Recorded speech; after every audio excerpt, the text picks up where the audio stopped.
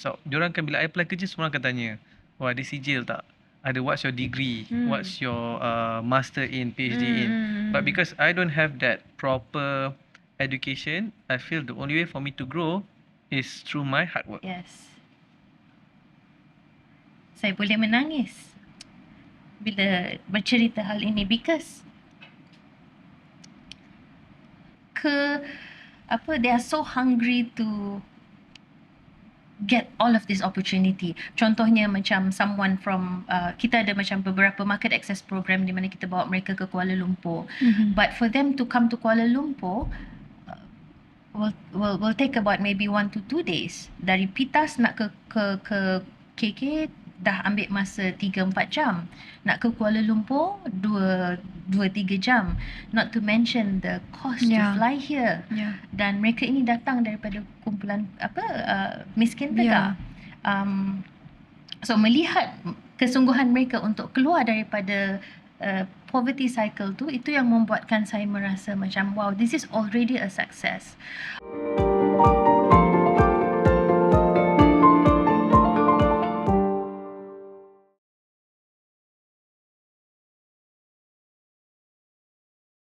Alright, so sekarang ni Mira bersama dengan Reza. Reza merupakan Presiden CSET dan sebenarnya CSET itu merupakan singkatan kepada Chamber of Social Entrepreneur Development. So selamat datang.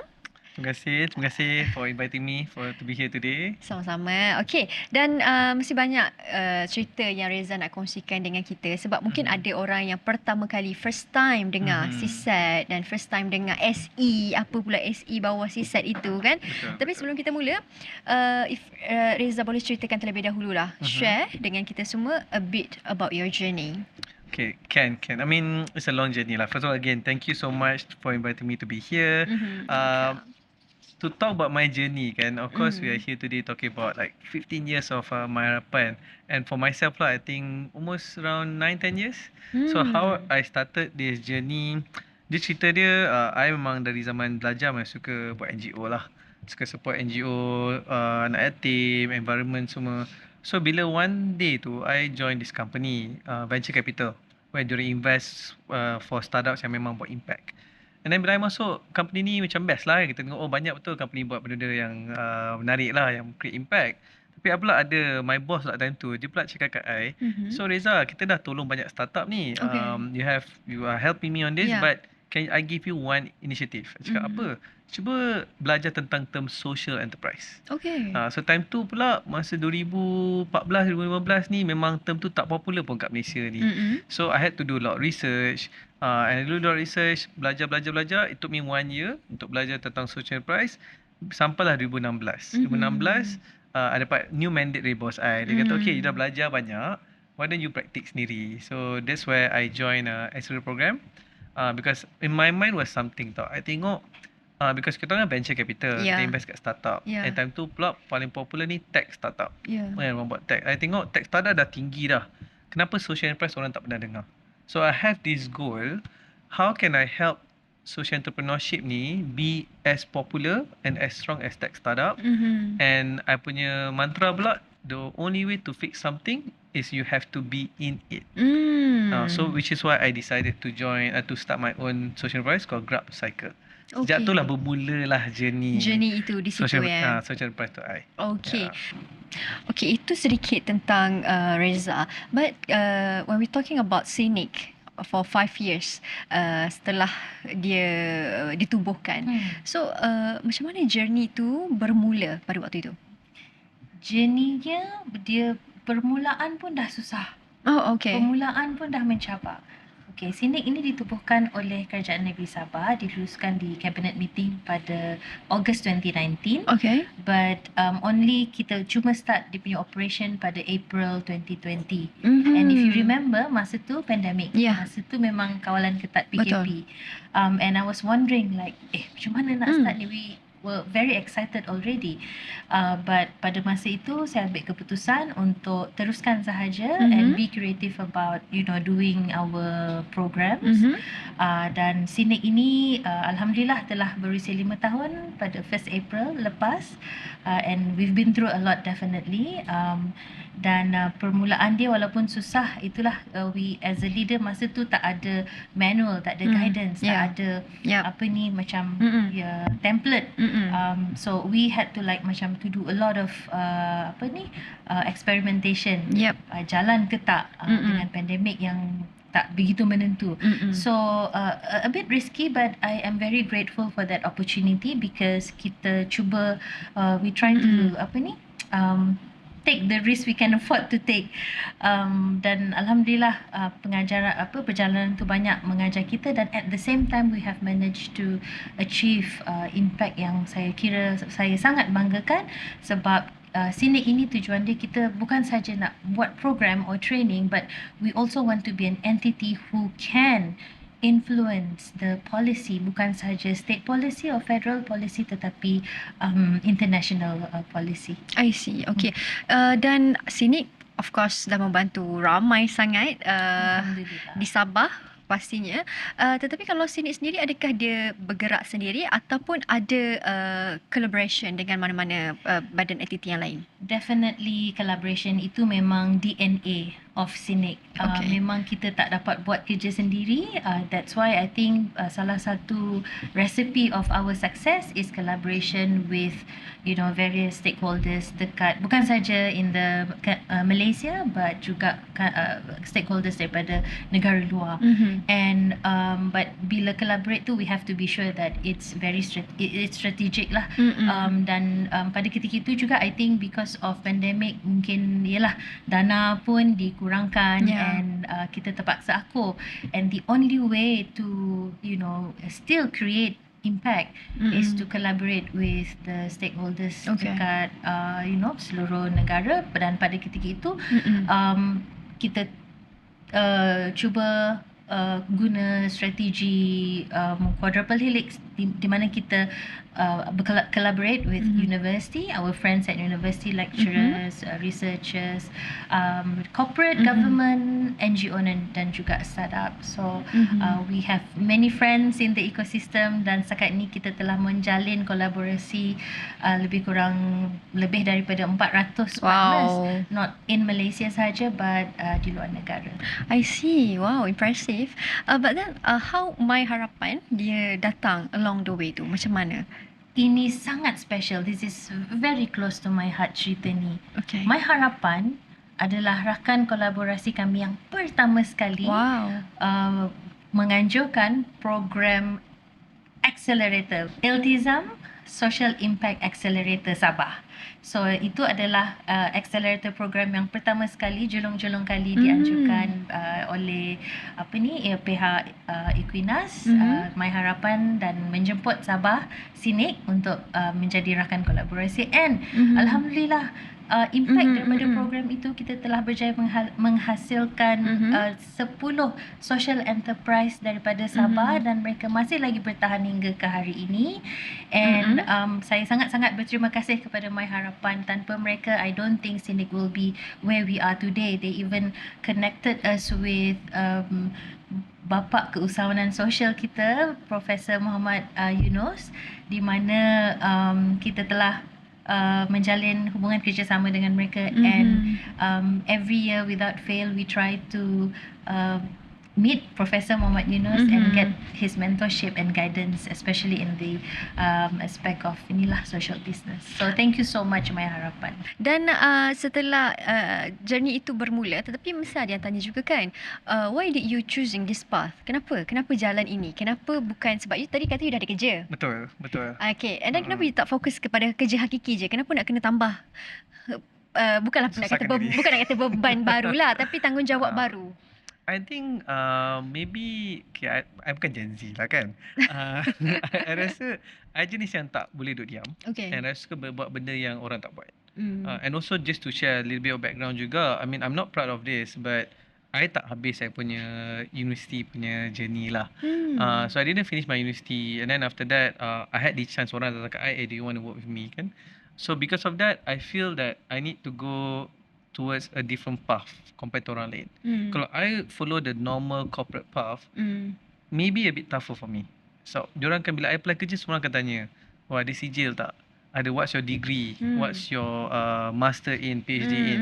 But because I don't have that proper education, I feel the only way for me to grow is through my hard work. And so when I had this path, I had a boss yang memang supportive for me, talking about looking at this about what is social enterprise kan, I feel like benda ni menarik. Kan satu yang cakap about difference between tech startup and SE. Second pula, I noticed the difference between a lot of people when dia orang buat impact towards community, not towards environment. So that's where it makes me feel like macam ni pun lagi satu area yang terpinggir. Kan? So that's why I decided, why don't I challenge myself, susahkan diri, push myself to the limit, and that's why I decide to go. And of course, parents tak agree. But how I do things is, buat dulu, parents boleh belakang cerita. Betul. Buat dulu, kalau okey dia akan diam je, dia akan exactly. Bila you dapat peluang untuk bekerjasama bukan saja with My Harapan but also from diverse players, tadi you ada mention 400 plus. Yes. So macam mana you merasakan experience itu membantu and shape you as a person, and also Scenic sendiri? Ada banyak pengajaran yang saya boleh, at least for me, yang saya boleh ambil sendiri daripada this collaboration lah. Memang pada mulanya maybe kita rasa kecil because we are very small dan kita baru bermula, tetapi I think if we always revisit your nawaitu, your intention, bahawa you do all this for untuk kepentingan rakyat negeri Sabah, I think whatever you do pun akan dibawa ke jalan yang betul, dipertemukan dengan rakan strategik yang betul. So I'm very grateful because walaupun ada ketikanya kita nervous because yalah, like due to instability of kita punya political landscape in Sabah, kadang-kadang funding pun tak masuk. We had to really beranikan diri, buka mulut and minta tolong. And I think that's the best lesson for us, because the worst thing you can the worst thing is people will say no lah. Tak apalah, once they say no, and then no you harm pun kan, go to other people again and you ask for help, and so far tak pernah mengecewakan lah. Okay, dan okay lah, ada dia punya challenges, Yes, of course. apa-apa semua kan, dan you keep on going, you tetap buat. Dan apa yang mendorong you, siapa yang memberi inspirasi pada you untuk terus buat, yang support you pada waktu itu? Faham. For me, first of all is to be dalam environment yang supportive. I think what really helped me was because I nak start social enterprise kan, I joined a 4 months accelerator program by Magic, government agency dulu, and that program ada 20 social enterprise sekali dalam program tu. And bila kita dalam program tu, kita semua supportive to each other. Semua nak tengok semua succeed, semua nak berjaya. So I think that's the first half I think was really helpful, because dah lah SE ni baru and susah. Orang pun tak faham SE ni apa, is it charity, is it business. So bila kita dalam group tu, I think number 1 is the peer-to-peer support. Number 2 is of course mentorship. Number 3, I also believe in the mindset of this celebrate mini success, mini milestone. So kalau I tengok apa yang buat ni, I tak boleh cakap kalau nak kata berjaya tu subjektif. Tapi how I build my business ni, dapat first employee, kita happy, first employee. Business dapat jual RM5, kita happy. Dapat first grant, kita happy. So I think because of that, it kind of helped me to grow my business to where I am now lah, I would say. So senang kata, celebrate all those small wins. Yes, kan? exactly. You jangan rasa benda tu kecil. No. Sebenarnya walaupun kecil, tetapi kecil-kecil itulah yang end up dia akan membina satu kejayaan yang lebih besar kan. Dan masa you at first you start dengan apa yang you buat, dapat sokongan dan sebagainya, dan saya percaya My Harapan pun antara yang terawal dalam memberi bantuan daripada segi support dan juga sokongan. Boleh cerita bagaimana permulaan pertemuan itu? Dia bukan antara, dia yang pertama. Support business. Saya ingat masa tu saya baru start kan. Saya baru start macam macam nak buat ni kan. So bila saya nampak Harapan ada program called Youth Action Grant. Nasib baiklah time tu umur saya belum 30 kan. So grant tu je sampai 30 tahun je. So good timing lah kan. So kita nampak idea tu. dan saya nampak ni peluang terbaik lah. And kenapa I suka juga that program tu, sebab bila kita nampak grant-grant ni, ada orang fikir grant ni sebagai kita ambil grant so that itu boleh cover kita punya gaji ke apa semua kan. But I look grant as a way to validate my idea. So dengan My Harapan was something simple, but what we did was kita nampak konsep dia ialah kita ambil lebihan sayur, terjadikan jam. So nenas, jam nenas. Cabbage, kita buat kimchi. So bila kita buat benda tu, kita validate the idea. And Alhamdulillah, dengan grant yang diberikan kita, grant kecil je grant tu, tapi we feel it's a good success. Sebab from that grant, kita orang buka booth setiap minggu, and memang laku. Memang orang semua beli kita punya produk. And because of that juga, bila orang beli that satu produk, dia start nak tahu, okay, apa lagi Gerak Circle buat? Apa lagi Gerak Circle buat? So we felt that even though macam ni kita talk about celebrate the small success, small wins kan. So because of the success of the first grant tu, it help us to grow our marketing bigger, orang tahu tentang kita. So somehow it help people to know about Gerak Circle. That's how we see My Harapan is really helping us to shape our path to a bigger space.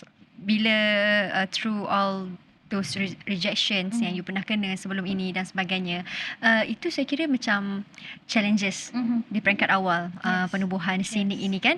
Dan macam mana you bounce back daripada semua challenges tu untuk terus berpegang pada your nawai tu, your niat? Because at the end of the day, it's not about us. It's really about the people that we want to help. Contohnya dekat Sabah. Kenapa we are very patriotic about Sabah? Because contohnya diri saya sendiri, like I've been here in Kuala Lumpur since I was 18. And because of tak ada peluang dekat Sabah, so I flew here, study here, kerja dekat sini, and I could see, saya buat perbandingan, the disparity between Sabah dan juga Semenanjung, Sabah, Sarawak dan juga Semenanjung sangat ketara. And that is why contohnya lah, if I can mention here, Sabah is still the poorest in Malaysia. We have the highest unemployment. Tetapi kita tak boleh berhenti setakat itu. You can't always say, oh, we are the poorest without any intervention, right? So that's why itu yang menghidupkan semangat kita. And like I said, revisit your nawai tu, and always remember, at the end of the day, it's not about you. It's about the people that we want to help, especially the people in Sabah. And I'm very happy to share that selama 5 tahun ni kita telah berjaya meletakkan Sabah di top 3 ekosistem terbesar, di ekosistem keusahawanan sosial terbesar di Malaysia. Mungkin in 2019 it was just like maybe 5 social enterprise paling di tangga terhujung sekali, tetapi now we are at top 3 and very happy with the assistance of My Harapan. So proud of you and your team. Thank you. Okay, dan bila permulaan itu challenges yang you guys hadapi pada waktu itu, kalau boleh kongsikanlah, terutama sekali dalam ekosistem ini kan, dalam nak membina masa tu kira antara yang terawal dalam ekosistem ini, dan bawah you sekarang ni ada SE yang lain pula. So apa antara challenges di kala itu? I think apa yang nampak kan, sebab kalau kita tengok ekosistem social enterprise ni je berubah banyak. Dari segi kalau kita tengok, kita sebut the word ecosystem enabler. Maksudnya ialah organisasi yang memang membantu SE untuk grow their business. Sejak 2015 yang sepanjang saya involve lah kan, sampai dah 20-25 dah 10 tahun. Banyak organisasi come and go. Maybe mandate dia orang berbeza kan. But what I notice is My Harapan has always been there to support. Bila orang nak minta tolong, where to go, kat mana nak belajar dari segi youth, that's where My Harapan comes in. That's why I think, because the biggest issue, challenges orang nak hadapi sekarang ialah macam mana nak start SE, apa itu SE, mana bantuan yang orang kasih grant ke. So that is the biggest challenge tau. Sebab kalau sekarang ni orang nak start, tak tahu nak gimana. So that's why we felt that when My Harapan was there, when I started was 2015, it was really early, but they're already there for a few years. Then I know if I want to learn something, I nak learn dari orang yang memang dah in the ecosystem. So by My Harapan is still here for so long, it really helped because now orang trust yang they are in for this ecosystem. Because saya nampak banyak organisasi yang masuk this space because dia rasa macam nampak gap lah, opportunist lah, banyak opportunist. So bila opportunity ni, bila kita try nak belajar dari diorang, diorang punya mindset, dia punya thought process macam tak align to what we supposed to do lah. So that's why I think the biggest challenges is about understanding what is social enterprise, and I feel that my harapan is that to really jaga this ecosystem to make sure kita tak lari dari tujuan asal. Okay, so dan masa My Harapan datang and also ada collaboration yang lain juga ada pada waktu itu, ada tak any successful story yang you masih ingat dan you nak kongsikan? Ada banyak success story. One yang paling ingat lah. Yang one moment yang rasa macam wow. Yes. Saya boleh menangis. Silakan. I mean, I could cry bila bercerita hal ini, because semasa saya bekerja di government agency here in Semenanjung, the background of the founder, the SE founders here in Semenanjung agak berlainan dengan mereka di Sabah. Di Sabah, mereka lah penerima manfaat, mereka lah juga pengasas, mereka lah juga datang daripada pengasas SE, itulah juga datang daripada kumpulan miskin tegak. So imagine, I mean, to me semua berjaya, but what I want to highlight here is they are so hungry to get all of this opportunity. Contohnya macam someone from kita ada macam beberapa market access program di mana kita bawa mereka ke Kuala Lumpur. But for them to come to Kuala Lumpur will take about maybe 1 to 2 days. Dari Pitas nak ke KK dah ambil masa 3-4 jam. Nak ke Kuala Lumpur 2-3 jam. Not to mention the cost to fly here. Dan mereka ini datang daripada kumpulan miskin tegak.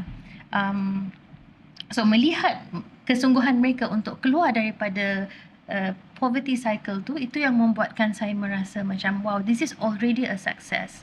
Walaupun mungkin the sales or revenue mungkin tak sebegitu besar dengan berbanding SE kita dekat Semenanjung, tetapi I think semangat untuk keluar daripada that cycle is already to me satu kejayaan lah. Dan saya sebab sekarang ni pun baru 5 tahun, saya kira perjalanan masih panjang. That's why kita cuba untuk bagi as much exposure as we can untuk mereka dapat pecut lagi laju lah. To me success story tu ada banyak, but when they can send their kids to school, when they can hantar anak pergi sekolah. One of the social enterprise, I think dia dah dapat hantar anak dia pergi belajar jadi doktor. Wow. And she is from antara 20 daerah termiskin di Malaysia. To me, wow, that's amazing. Wow, speechless. Sebab sometimes kita ukur success tu daripada numbers from you punya profits and all kan. Sebenarnya it's more than that. It's more than that. It's the effort. It's the semangat nak keluar daripada that cycle. Mereka sendiri macam mungkin pengasas di sini mungkin ada mak ayah yang kaya, ada safety net. But dekat sana, mereka lah juga pengasas itu, pengasas SE itu, mereka lah pengasas, mereka lah juga datang daripada kumpulan miskin Tegal. But saya happy sebab walaupun mereka bukan datang dari mungkin, I'm not saying semua but majority of them, because 70% of rakyat Sabah dia berada di luar bandar. And that's why Sabah is still the poorest, sebab kita tak tackle whatever is happening in the luar bandar, 70% of community. Kalau you boleh kongsikan jugalah kan, My Harapan yang membantu, yang paling awal membantu you waktu itu adalah ekosistem ini, sebab dia dah establish few years kan dalam ekosistem. So macam mana you nampak My Harapan ni sebenarnya juga membantu daripada segi usahawan yang lain yang dalam nak masuk dalam this ecosystem juga. Pertama, as maybe collaborator ke. Betul. Okay. Pertama saya rasa dari segi before go to collaborator pertama is dari segi diorang punya portfolio, meaning social enterprise yang diorang dah tolong dia dulu. So now senior ni akan datang balik untuk mengajar junior macam mana nak buat business. Because I notice in order to grow a startup, you need the senior to say yang, hey, I've been there, I've done that, Yeah. then I know your struggle, I can help you. Because ramai trainer kat luar, dia cakap you kena buat ni, you kena buat ni, kena buat ni. Tapi kalau mentor ni yang pernah hadapi, Yeah. founder baru akan rasa macam, oh dia ni faham lah kita punya struggle, so a bit more relevant. Tu satu. Dari segi collaborator pula, why is really great to partner dengan organisation like My Harapan, because they have seen the up and down. Contoh kalau contoh recently we work together with My Harapan to be in Sabah, where we say okay, let's do a simple blueprint ke apa semua kan. And bila dengan diorang, dia akan cakap okay, idea ni menarik, tapi sebenarnya 5 tahun lepas, 8 tahun lepas kita dah cuba.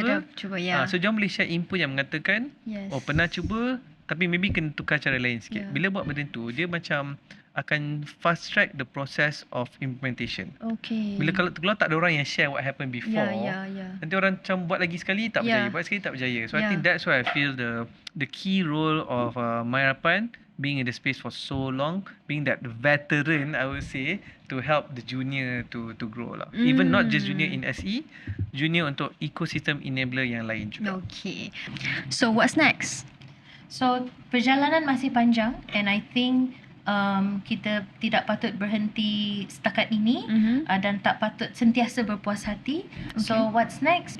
SINIC akan menganjurkan Rural Social Enterprise Gathering, di mana rakan-rakan kita daripada seluruh dunia akan datang ke Kota Kinabalu. Ini adalah perhimpunan peringkat antarabangsa.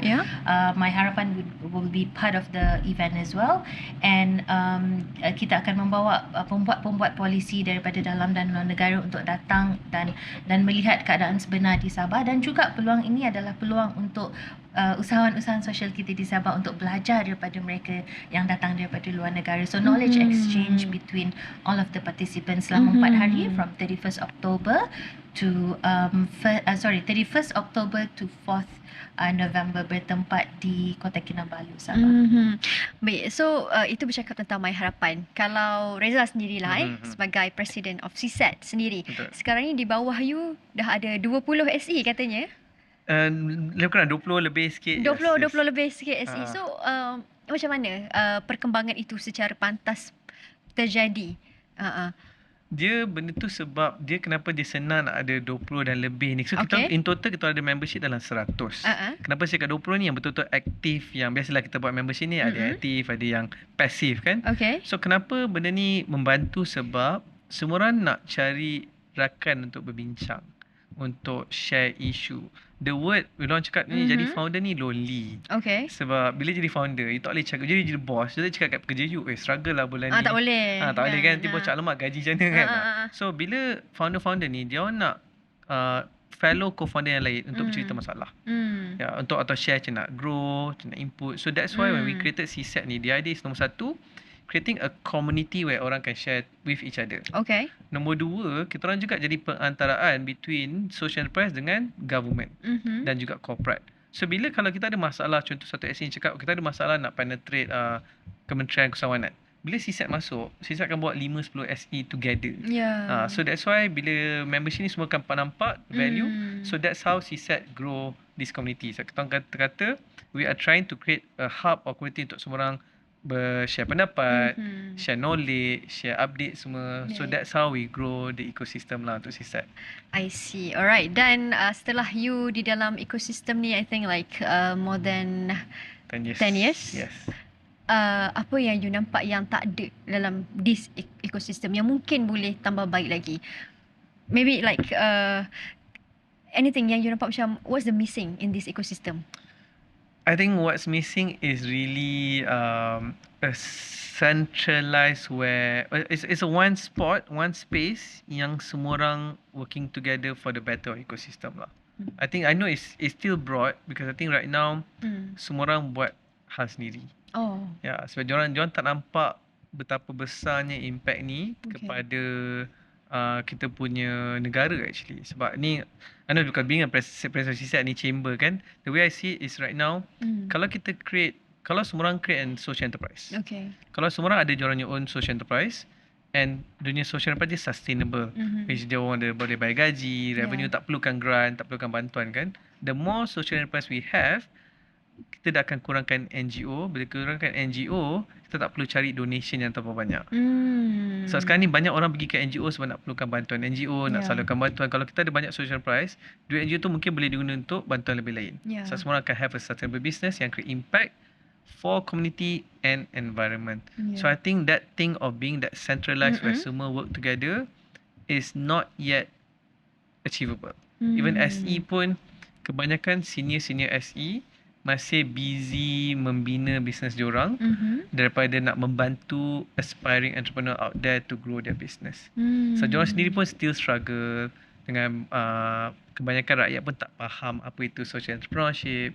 So I think that's the missing link. Until we reach to a point where cakap je SE, rakyat faham, and then cakap SE, semua dah SE dah berjaya, that's where I think we need to achieve. Dan untuk kalau mereka yang berminat lah to join, to be part of Scenic, macam mana? Adakah sebarang kriteria ataupun requirements yang diperlukan untuk mereka join? Semua dialu-alukan datang, all are welcome to join us, tak kira peringkat umur. We even had like 13 years old belajar about animation from our academy. And we had like someone, a pensioner who also learn about animation from our school. So semua boleh join. Kita ada 3 pillar. Kita ada innovation driven entrepreneurship, di mana ada 2 tracks di bawah pillar ini, iaitu tech startup and social enterprise. The second pillar is technology, and the third pillar is creative, di mana kita cuba mencari bakat-bakat daripada bidang creative industry lah, filem, animasi, music dan sebagainya. Wow, okay. Mesti meriah dan sangat of meriah. course dan tadi ada di-mention beberapa kali tentang My Harapan, bagaimana My Harapan membantu dan sebagainya. So apa yang membuatkan My Harapan ni bantu tetapi different than others? Mereka ni mendengar, they listen to us, and they are very careful in delivering their program, because why I say careful is because bila mereka datang ke Sabah contohnya, our landscape is different, and they are willing to listen to us, like, you know, what's the landscape of our social entrepreneurs, and they curate the program according to the level of competencies of our startup. So last word from Reza sendiri, apa yang Reza nampak lah, especially what do you see in future for impact dalam Malaysia ini? My hope for future is that whenever people want to start their own business, is creating a business with impact. Forget about the product you're doing, forget about the services you're doing. The first call is impact. The product service will come by itself. That's my hope, where they don't call ourselves social enterprise, social impact. No, you just call yourself business with impact. Before this, yang membawa lebih banyak ataupun yang inspire Scenic untuk lebih lagi ke depan, ada tak? And maybe any involvement dia, okay, bila dia join, okay, kita boleh buat something yang kita rasa impossible, tetapi bila My Harapan involve, okay, kita boleh gerakkan this program together. Ada, banyak. Even My Harapan terlibat di dalam pembuatan polisi untuk keusahaman sosial blueprint di Sabah. Mereka adalah part of the strategic partner, and mereka terlibat di dalam untuk data collection supaya kita dapat memastikan blueprint social enterprise ini sesuai dengan landscape di Sabah. So mereka membantu kita dari segi pembuatan polisi juga di Sabah. Wow, okay. Dan juga saya perasan social enterprise yang join program My Harapan, they are very sustainable. That means they are still doing the business yang mereka buat pertama kali when they join My Harapan punya program sehingga sekarang. The latest, one of our community builder yang join My Harapan punya program just been given this award of Anugerah Belia Perdana. So I think that is a testament of the good work yang My Harapan dah buat selama ini. Hebat. Like banyak sebenarnya bantuan, sokongan, dorongan yang diberikan oleh My Harapan untuk golongan muda lah, belia especially kan. Dan kalau Sinik sendirilah, kalau kita lihat sekarang ni Vivi, you yang kemudi di Sinik. Kita dah tahu dah what's next, you dah tahu, you dah terangkan apa yang plan you dan sebagainya. Kalaulah tak jadi, sometimes kita kena be realistic kan. Sometimes yang kita nak tapi tak semua jadi. So bagaimana patah hati itu you akan counter back? Okay, jatuh 7 kali, bangun 8 kali. Ya. So never give up, and never give up. Revisit your intent, and at the end of the day, like I said, it's really not about us, it's about the people yang kita nak tolong. Okay. So tetapkan nawa itu, sebab kalau nawa itu tu memang niat nak bantu rakyat kita, insya-Allah jatuh banyak kali macam mana pun you akan bangkit semula, and you will be temukan dengan rakan-rakan yang akan membantu. Like in this context is rakan-rakan ekosistem kita, salah satunya My Harapan, and itulah that's how we, for me tak ada istilah giving up, because that's normal. One day you are sad and you are allowed to be sad, but jangan ambil lama sangat. Jangan ambil masa lama sangat. Get back up again and re-strategize your plan. Yeah. Okay, so I guess your big why must be orang-orang di belakang you. Yes, you are right. You are very right. And sebab rasa kebertanggungjawatan yang sangat tinggi itu, and I think sebagai rakyat Malaysia, sebagai rakyat Malaysia, kita tak patut melihat Malaysia ini, kita punya rakyat ni melalui satu perspektif saja. Ada rakan-rakan kita daripada negeri-negeri lain yang mungkin mempunyai challenges yang berbeza. Betul. For example, maybe di Kelantan berbeza dengan yang di Melaka.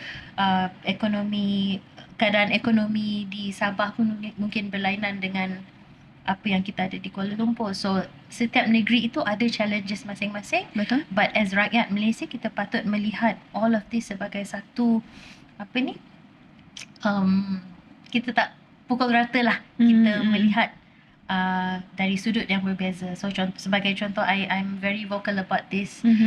With us in Borneo, I know we are 10 years behind, betul, tetapi kena ada intervention secepat mungkin, dan kena ada intervention yang berlainan, approach yang berlainan daripada mungkin negeri-negeri di sini. Sebab kita besar, kita ada mungkin 3-4 juta penduduk, dan tak sama ya, the landscape. 70% of us are in the rural, and Bumi Putra, yang jumlah Bumi Putra terbesar di Malaysia adalah di Sabah, Bumi Putra Sabah dan Sarawak. Okay, and last word lah daripada Vivi sendiri, harapan. When we talk about hope kan, harapan you sendiri untuk Sinik ini as a whole. Harapan saya kepada Sinik adalah terus menjadi satu entiti yang sentiasa mencabar status quo, yang sentiasa tidak selesa dengan apa yang ada. Kita ada banyak masalah-masalah di Sabah, but one step at a time. And I hope the community can be more bersatu padu, because I know the approach dekat Sabah ni ada lain sikit. We are very much bottom up approach. Dan saya harap apa pun sentiasa challenge the status quo, and sentiasa mencari, I like this word, nation building through entrepreneurship. So I hope Sinik can do that, how to build the nation through entrepreneurship. Dan saya harap lebih ramai anak muda di pedalaman dapat diperkasakan melalui program-program, bukan saja daripada Sinik, daripada program daripada rakan-rakan kita di Semenanjung Malaysia, and My Harapan telah banyak membantu Sinik untuk pergi ke daerah-daerah kecil ni dan membantu sahabat-sahabat kita di Sabah. Mudah-mudahan, insya-Allah. And kita tahu untuk bina satu ekosistem tu tidak mudah, sukar, tetapi Sinik membuktikan dan banyak kejayaan yang sudah dilakarkan juga oleh usahawan-usahawan yang dilahirkan. Tahniah, and semoga terus maju jaya. Terima kasih. Dan semoga Sinik dapat membantu lebih ramai lagi di luar sana. InsyaAllah. Thank you so much for your kind words. Thank you for too. having me. Baiklah, itu sahaja perkongsian hari ini bersama dengan Reza dan juga Vivi. Semoga memberi impak yang baik kepada anda semua dan terutama sekali untuk semua rakyat Malaysia. Kita jumpa lagi. Assalamualaikum. Bye. Menerusi kisah-kisah ini, kami ingin mengangkat suara-suara yang telah menyumbang kepada perjalanan ini, menyemai harapan, menuai impak dan meneruskan legasi bersama.